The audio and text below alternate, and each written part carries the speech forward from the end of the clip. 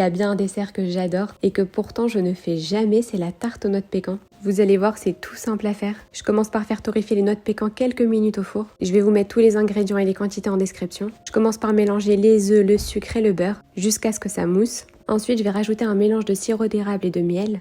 Une petite pincée de sel et de la vanille ou de la cannelle si vous préférez. Je retire quelques noix de pécan et je m'en servirai pour décorer la tarte. Le reste, je l'écrase et je le rajoute au mélange. Ensuite, je viens prendre ma pâte que j'ai laissée reposer 1 heure au frigo. Vous pouvez la laisser reposer plus de temps, mais je l'ai faite juste après Shabbat donc j'ai pas eu le temps. Je la mets entre 2 papiers sulfurisés et je l'étale très finement.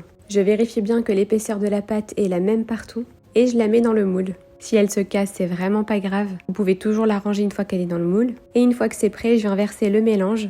Je décore le dessus avec des petites noix de pécan. Et ça part au four à 180 degrés. Bon alors faites pas comme moi, surveillez bien la cuisson. Moi il y avait quelques petites minutes en trop, mais ça va, elle était pas cramée. Et je trouve qu'elle était super jolie. Vous pouvez badigeonner le dessus de la tarte avec du miel ou du sirop d'érable. Et alors ça en dessert, avec une bonne boule de glace à la vanille, c'est juste excellent.